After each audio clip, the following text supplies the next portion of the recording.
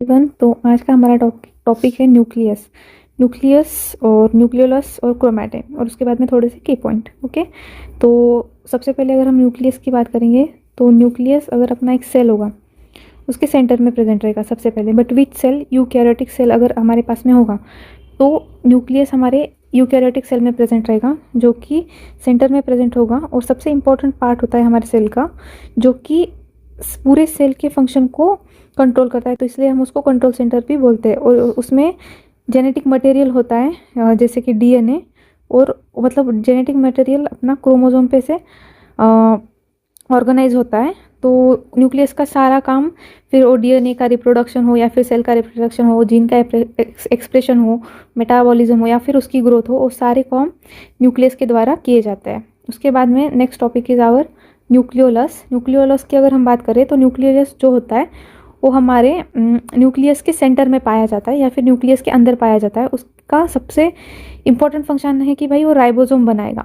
अब राइबोसोम एक हमारा ऐसा प्रोटीन होता है जो कि हमारी सारी जेनेटिक इन्फॉर्मेशन कैरी करता है, जो कि डीएनए और आरएनए में जो भी जेनेटिक इन्फॉर्मेशन होती है वो किसके द्वारा होती है, तो वो राइबोसोम के द्वारा होती है। उसके बाद में we will talking about chromatin. Chromatin की अगर हम बात करें, अगर हमारा क्रोमोसोम ऐसा है तो उस पर जो थ्रेड लाइक ऐसे गोल गोल, अब ये क्रोमैटिन ऐसे अरेंज होगा तो जो थ्रेड लाइक अरेंजमेंट होगी, जो थ्रेड होगा, दैट इज आवर क्रोमैटिन। तो chromatin is a thread like structure जिसमें डीएनए और प्रोटीन्स होंगे, जो कि सेल डिवीजन में हमारी सबसे बड़ी मदद करेंगे। सेल डिवीजन में कौन हमारी मदद कर रहा है? तो क्रोमैटिन, क्योंकि क्रोमैटिन का कंडेंसेशन होना इट मीन्स कि सेल डिवीजन हो रहा है।